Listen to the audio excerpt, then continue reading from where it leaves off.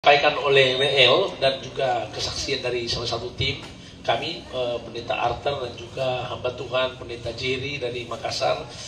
Hal yang luar biasa adalah ketika kita diberi kesempatan, karena kesempatan itu adalah kairos atau waktu Tuhan, ya. Jadi misi penginjilan jalanan ini sejak tahun 2020 di masa pandemi kami sudah turun di jalan dengan memiliki izin dari, bahkan kami punya rekomendasi dari gugus COVID dulu. Amen. Dari Polda dan semua tempat. Tetapi setiap kami turun di setiap lokasi atau di tahapan KKR itu atau di target surga, kami harus berkoordinasi dengan pemerintah setempat. Kalau di pasar harus kerjasama dengan PD Pasar, kalau di tengah kampung harus kerjasama dengan hukum tua. Nah, kalau di lorong ini harus kerjasama dengan lurah dan kepala lingkungan. Ya. Tetapi harus ada yang meluruskan. Nah, yang meluruskan ini itu ibu-ibu yang luar biasa ini, saudara, ya. Momen apa namanya ini? Momen for Christ.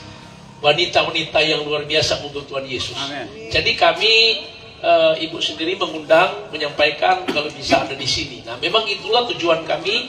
Setiap lokasi tempat kami pergi ke situ, sudah berkoordinasi dengan pihak-pihak terkait. Jadi tidak asal turun dan akhirnya kami melanggar aturan. Tidak, saudara. Jadi semua harus ada aturan. Karena di dalam pelayanan juga kalau kita tidak ada aturan, itu juga tidak mendatangkan damai. Dan kami melayani tidak akan rasa kebebasan, ya. Oke, puji Tuhan. Jadi begini, saudara. Misi penginjilan jalanan ini tujuannya adalah begini. Yang pertama, pada waktu masa pandemi orang takut beribadah, sehingga gereja-gereja ditutup. Gedung-gedung yang dipakai untuk berkumpul tidak bisa dipakai atau ditutup. Nah, Tuhan membawa kami pergi ke jalan-jalan sesuai firman Tuhan. Pergi ke jalan-jalan, kami turun ke jalan-jalan, ke pasar-pasar, pusat-pusat kota, tengah-tengah kampung, bawa musik. Untuk tujuannya adalah agar tetap ibadah itu atau korban itu harus dinaikkan. Kenapa? Karena iblis tahu bahwa waktunya sudah singkat. Yohanes pasal 12 ayat 12. Celaka engkau bumi dan laut, karena iblis telah turun dalam geramnya yang dahsyat. Sebab iblis tahu waktunya sudah singkat, Tuhan akan segera datang. Nah, karena itu Alkitab bilang, karena iblis tahu kedatangan Tuhan sudah semakin singkat, yang iblis kerjakan adalah firman Tuhan Daniel pasal 11 ayat 31-32 sedang digenapi. Apa yang digenapi? Dikatakan begini, tentaranya akan muncul, mereka akan menajiskan tempat-tempat kudus benteng itu, menghapuskan korban sehari-hari, menegakkan kekejian yang membinasakan. Apa maksudnya? Jadi begini, iblis bikin kita tidak ada korban yang dinaikkan. Apa itu korban? Korban itu adalah mesbah hidup kita, persekutuan kita, hubungan kita dengan Tuhan. Saudara tahu itu tercuri selama tahun 2020, 2021, 2022. Adik kita senantiasa dilanda dengan pandemi. Jadi orang tidak ada korban lagi, tidak ada ibadah. Iblis tahu bahwa untuk membuat kita terputus hubungan Allah, dia bikin kita tidak ada mesbah, tidak ada korban. Tidak ada korban yang berbau harum yang dinaikkan. Tidak lagi Tuhan mencium korban-korban. Waktu kita beribadah, kita naikkan pujian penyembahan, kita duduk di ibadah, kita sedang membawa korban kepada Tuhan. Tapi waktu pandemi masuk, tidak ada ibadah, berarti korban terhapus. Saudara tahu, korban itu adalah satu kehidupan kita, di mana kita beribadah, berdoa, memuji Tuhan, mendengarkan firman Tuhan. Itu berarti kehidupan saudara sedang membawa korban di depan Tuhan. Tapi hari-hari terakhir korban itu terhapus. Apa maksudnya terhapus? Kita tidak ada ibadah lagi, malas beribadah. Berarti Tuhan tidak cium lagi korban yang naik di atas. Tuhan tidak melihat lagi kehidupan kita yang senantiasa datang kepada Tuhan untuk beribadah, bersekutu. Karena itu Tuhan tidak cium lagi. Kami turun ke jalan, bawa musik untuk jemput bola. Tidak tunggu umat Tuhan datang ke gereja, tapi kami turun ke jalan jemput bola. Saudara, kami tidak kumpul massa. Yang penting suara terdengar dimanapun orang itu beraktivitas, di pasar ke dia, di tengah kampung ke dia, hanya di kamar seperti khotbah tadi, hanya di kamar dia bisa dengar firman Tuhan. Yang pasti firman itu kita dengar, kemuliaan Tuhan mau dinyatakan di sana. Katakan haleluya. Saudara, Saudara, intinya adalah agar Tuhan mau tidak ada yang binasa, tidak ada yang gagal, tidak ada yang rusak. Dia mau semua umatnya, kepunyaannya terhubung dengan surga, terjaga, terpelihara. Itu yang Tuhan mau. Beri tepuk tangan yang meriah bagi Tuhan. Haleluya. Oke, hari ini saya akan membagi firman Tuhan kepada saudara pada Lukas 15. Minta tolong bisa baca, Ken. Lukas 15 ayat 1. Buka. Jadi ada beberapa hal yang saya mau sampaikan di sini. Apa yang Tuhan taruh di hati saya? Lukas 15, kita lihat sama-sama. Jadi tadi pendahuluan khotbah kami bagaimana memberitahukan tentang misi penginjilan jalanan ini. Dan orang bilang begini, Pak Pendeta, ini kan sudah 2024, sudah ada COVID, jadi sudah boleh ibadah di tempat yang tertutup. Saya bilang betul, memang COVID sudah ada mungkin, jadi kita sudah dianjurkan beribadah di tempat yang tertutup. Tapi saya mau bilang, ada satu virus yang tidak akan berhenti sampai Tuhan datang. Virus itu bernama dosa. Virus dosa ini sampai Tuhan datang akan terus mempengaruhi umat Tuhan, sehingga sebegitu banyak umat terikat dengan dosa. Dosa ini membuat kita tidak sadar kita sedang terhuyung-huyung menuju pembantaian. Karena itu Amsal 24 ayat 11 berkata, selamatkanlah mereka yang terhuyung-huyung menuju pembantaian. Tuhan mengasihi kita, karena itu kami ada di jalanan untuk memberitahukan kita masih punya Tuhan, masih punya Yesus yang datang mencari yang terhilang, yang tersesat. Siapakah mereka? Orang-orang yang tidak punya pengharapan, sudah jauh dengan Tuhan. Mereka yang tersesat ini yang dicari oleh Tuhan. Tuhan tidak cari orang-orang yang sudah benar. Dia cari orang-orang yang tersesat, yang tidak benar untuk dibenarkan, yang berdosa, yang ada dosa untuk dipulihkan, untuk dosanya diampuni ketika ada pengakuan di hadapan Tuhan. Lukas pasal 15 ayat 1 sampai 7. Lukas 15 ayat 1 demikian firman Tuhan. Para pemungut cukai dan orang-orang berdosa biasanya datang kepada Yesus untuk mendengarkan Dia. Maka bersungut-sungutlah orang-orang Farisi dan ahli-ahli Taurat, katanya, ia menerima orang-orang berdosa dan makan bersama-sama dengan mereka. Lalu ia mengatakan perumpamaan ini kepada mereka, siapakah di antara kamu yang mempunyai 100 ekor domba, dan jikalau ia kehilangan seekor di antaranya, tidak meninggalkan yang 99 ekor di padang gurun dan pergi mencari yang sesat itu sampai ia menemukannya? Dan kalau ia telah menemukannya, ia meletakkannya di atas bahunya dengan gembira. Dan setibanya di rumah, ia memanggil sahabat-sahabat dan tetangga-tetangganya, serta berkata kepada mereka, bersukacitalah bersama-sama dengan aku, sebab dombaku yang hilang itu telah kutemukan. Terus, aku berkata kepadamu, demikianan juga akan ada sukacita di sorga karena satu orang berdosa yang bertobat. Ia lebih daripada sukacita karena 99 orang benar yang tidak memerlukan pertobatan. Alkitab berkata, Tuhan Yesus mencari domba yang terhilang. Saudara, siapa itu domba yang terhilang? Domba yang terhilang adalah orang-orang yang tersesat. Orang-orang yang tersesat itu orang-orang yang sudah terputus hubungan dengan surga. Orang-orang yang sudah tidak punya pengharapan. Orang-orang yang sudah terikat. Domba yang tersesat itu adalah umat Tuhan yang sudah jauh dengan Tuhan. Umat Tuhan yang punya selubung yang menutupi mereka. Selubung yang menguasai hidup mereka sehingga mereka tidak takut Tuhan, tidak mencari Tuhan. Domba-domba yang tersesat itu adalah orang-orang yang tidak lagi ada koneksi dengan surga, sudah terputus hubungan dengan surga. Domba-domba yang tersesat adalah orang-orang yang hancur, orang-orang yang hancur hati, seperti tadi pendeta muda Ken yang memanggil bapaknya itu dengan nama karena dia kepahitan dengan orang tuanya. Siapa itu domba yang tersesat? Domba yang tersesat itu adalah orang-orang yang betul-betul kehidupan mereka sudah di lembah kekelaman. Kami semua ini adalah orang-orang yang pernah tersesat. Saudara tahu, saya pernah kepala geng, kepala dinas pertambangan 3 tahun dan kepala dinas perpajakan 2 tahun. Tahun 97 saya ada di dinas pertambangan, menjadi kepala dinas pertambangan 3 tahun dan 2 tahun dinas perpajakan. Anda mungkin bertanya, di mana kantornya pendeta?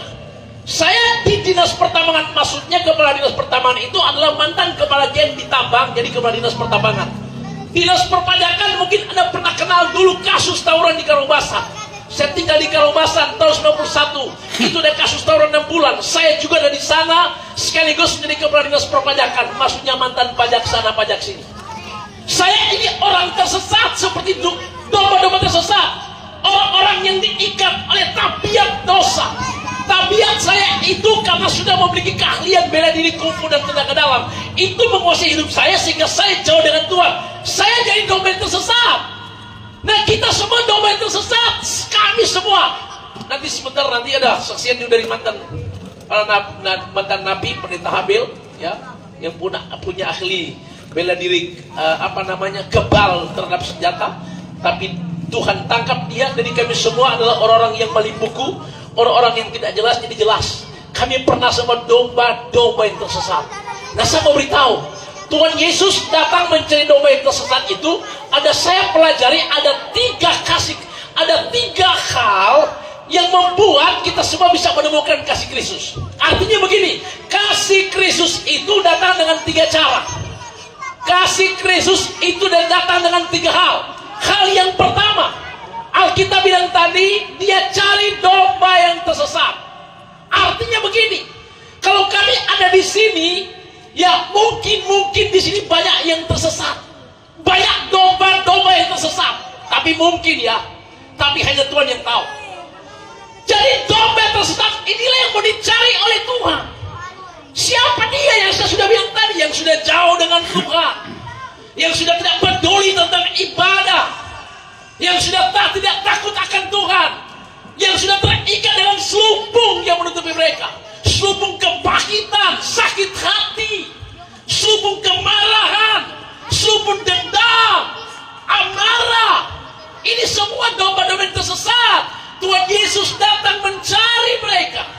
Jika ada di program Suara Kuasa ini yang menyaksikan program ini dimanapun Anda berada, mungkin Anda sedang tersesat oleh karena tekanan hidup, ikatan membuat kita mulai mengalami kehidupan yang tertekan.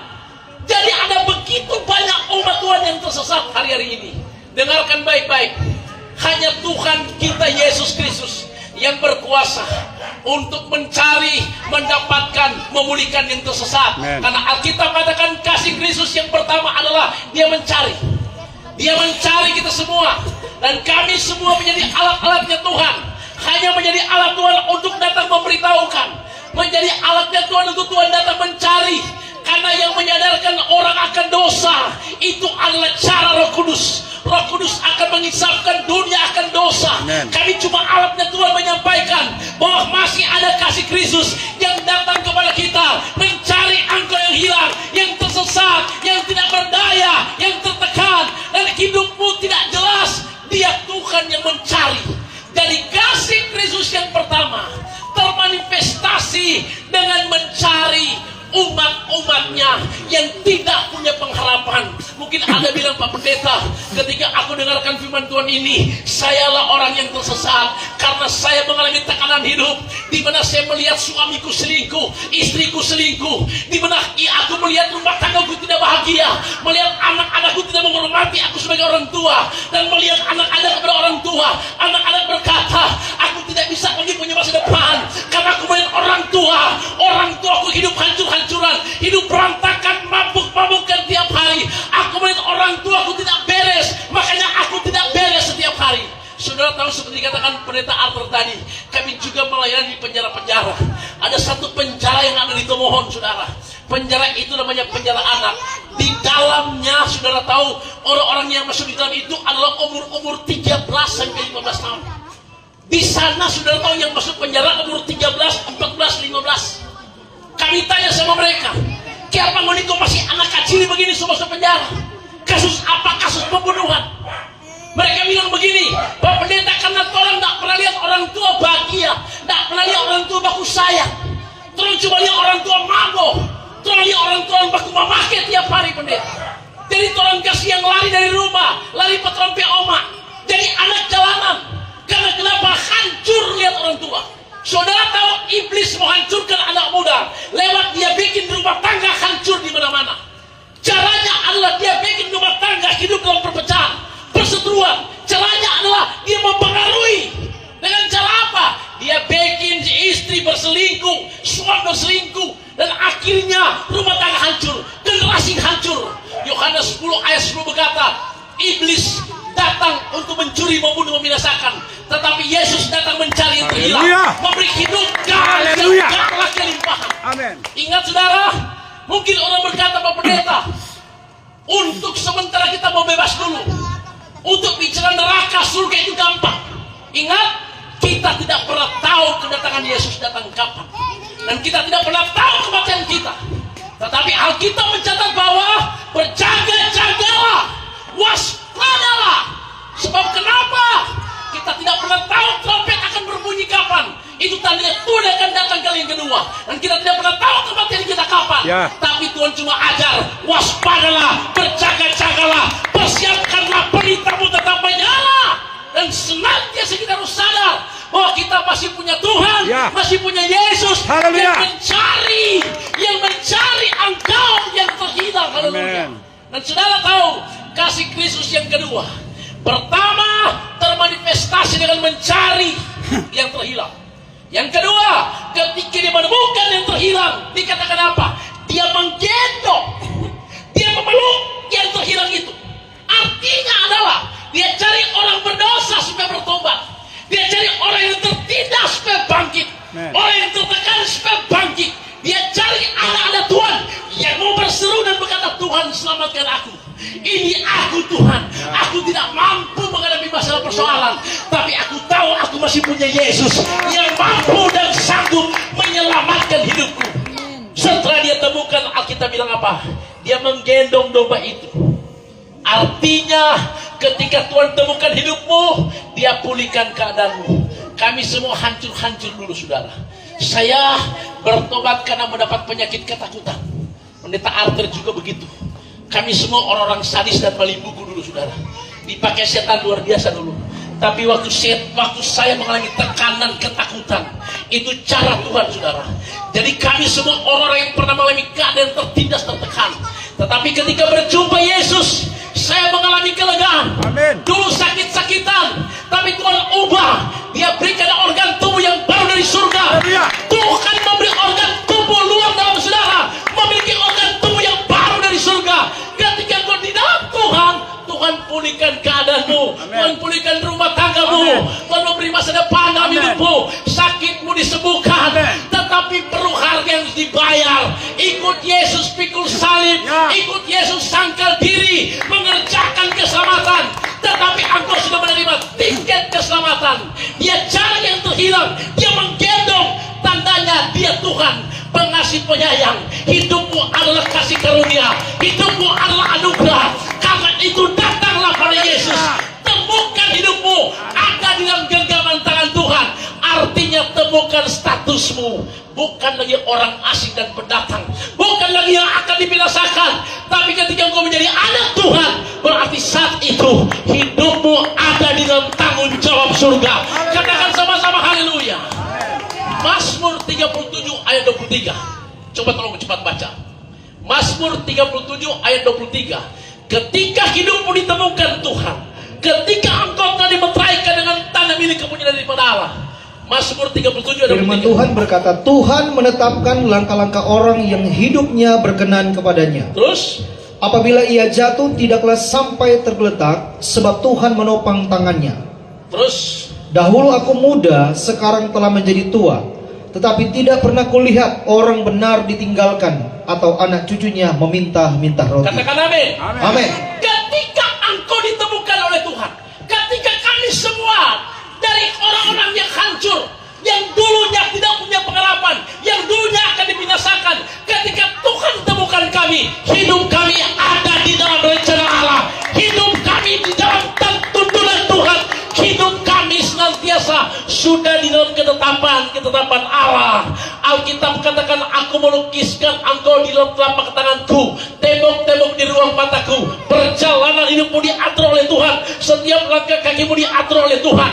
Usahamu, rumah tanggamu, tujuanmu, cita-citamu, pelayananmu, ketika di dalam Tuhan, semua diatur oleh Tuhan, semua dirancangkan oleh Tuhan. Alkitab Alkitab mengatakan sesungguhnya aku ini Tuhan mengetahui rancangan apa yang ada padaku mengenai kamu. Tuhan tidak pernah punya rancangan gagal dalam rumah tanggamu. Dia tidak punya rancangan yang hancur dalam keluargamu. Tuhan tidak punya rencana yang gagal di dalam pelayanan dan pekerjaanmu. Tapi dia memiliki rancangan yang terindah bagi saudara. Katakan amin saudara. Jadi karena itu iblislah si perusak yang menghancurkan rumah tanggamu. Dialah yang membuat kita tertekan. Dia membuat kita kehilangan masa depan. Iblis membuat kita kehilangan status. Dan ingat baik-baik, di luar Yesus tidak ada damai. Di luar Yesus tidak ada ketenangan. Di luar Yesus tidak punya tujuan. Di luar Yesus hidup gersang. Di luar Yesus hidup dalam kebinasaan. Tapi dalam Yesus ada damai, ada ketenangan, ada hidup kekal untuk selama-lamanya. Katakan haleluya. Karena itu Mazmur 37 ayat 23 berkata, Tuhan yang mengatur hidupmu, Tuhan yang menetapkan langkah-langkah kakimu. Berarti kita perlu sadar hidupmu diatur oleh Tuhan. Bilang kiri kanan, sadar. Hidupmu diatur oleh Tuhan. Tanda-tanda hidup diatur oleh Tuhan adalah engkau akan suka beribadah, suka berdoa, engkau akan punya pikiran positif, engkau akan punya gairah hidup dengan Tuhan. Tapi tanda-tanda yang hidupnya tidak diatur oleh Tuhan adalah berarti diatur oleh setan. Hidup kita ketika dalam Tuhan jadi hamba Tuhan. Hanya ada dua hamba. Bilang sama-sama hamba Tuhan dan hamba setan. Hamba Tuhan itu berarti kita sepenuhnya menyenangkan hati Tuhan. Hamba Tuhan itu adalah menyadari hidupmu di dalam tangan Tuhan, di dalam rancangan Tuhan. Tapi kalau kita terbawa arus dunia di bawah kuasa si jahat, maka kita akan memiliki hati yang licik, pikiran yang kotor. Itu tandanya berarti kita telah keluar dari jalurnya Tuhan. Karena itu bilang kiri kanan lagi, sadar. Hidupmu, rumah tanggamu, usahamu, pelayananmu, anak-anakmu diatur oleh Tuhan. Beri tepuk tangan yang mulia bagi Tuhan. Hidupmu diatur oleh Tuhan. Karena itu serahkan hidupmu kepada Yesus.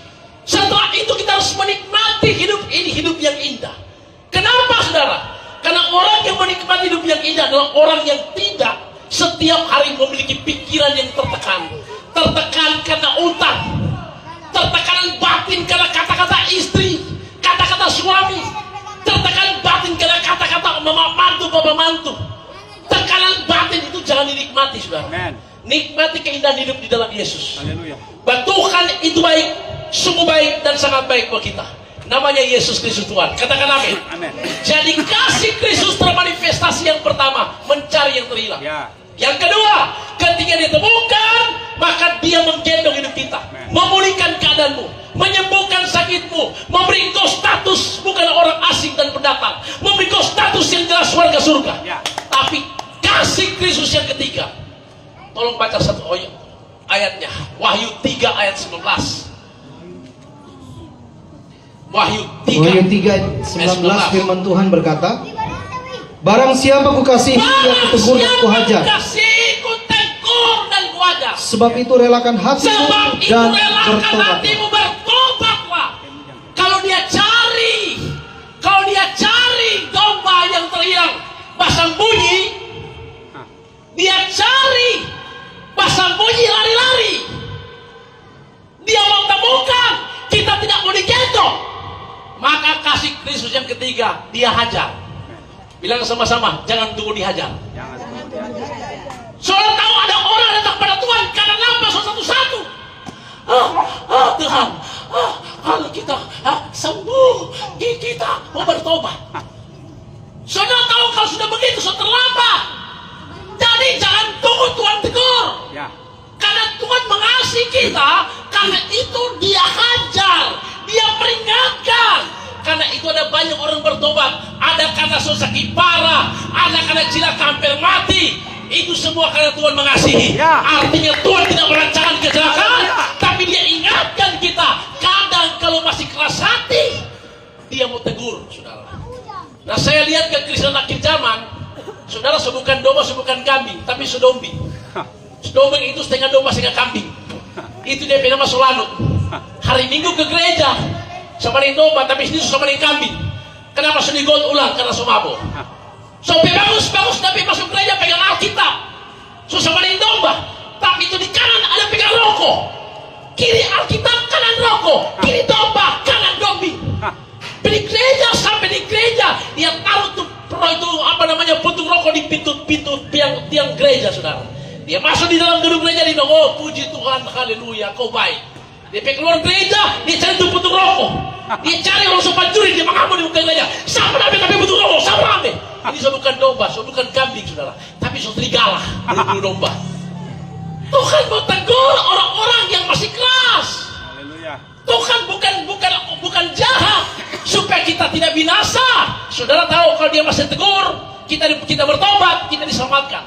Tapi kalau dia sudah kasih peringatan kalau tiba-tiba mati, saudara jangan berkhotbah seperti ini. Orang mati di hotel selingkuh, orang mati baku tikar. Pendeta bilang, mereka sudah di Yerusalem baru. Ya, mereka sudah berbahagia, sudah di Yerusalem baru. Mati sementara hugel kau mati, saudara. Ada baku tikang mama kau mati di Yerusalem baru. Sama beritahu mati itu urusan Tuhan. Tapi kita perlu real tahu bahwa pertandingan terakhir kita adalah mengakhiri pertandingan di mana Tuhan temukan hidupmu benar di depan Tuhan. Bagaimana kita tahu kita benar? Ada buah yang kita tunjukkan. Amin, saudara. Karena itu kasih Kristus yang ketiga adalah mencari yang terhilang. Kedua, mencari yang terhilang. Ketiga, barang siapa ku kasih ku tegur dan ku ajar. Relakanlah dirimu. Kami ada di sini, saudara. Kami ada di sini bukan jadi hakim-hakim, tapi menyampaikan berita sukacita. Karena orang-orang yang diselamatkan adalah orang yang menerima anugerah Tuhan.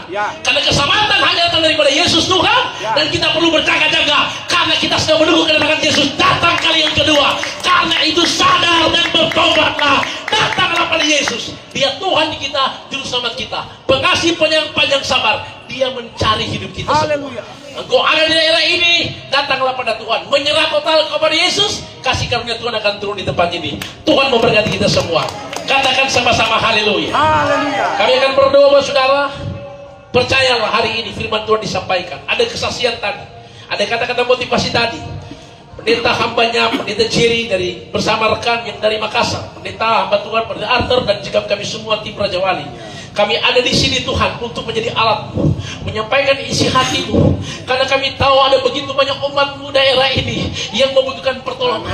Ada banyak yang terhilang di daerah ini, ada banyak yang tersesat di daerah ini, ada banyak yang terikat di daerah Tuhan. Tapi kami percaya firman-Mu datang hari ini untuk mengingatkan kami semua.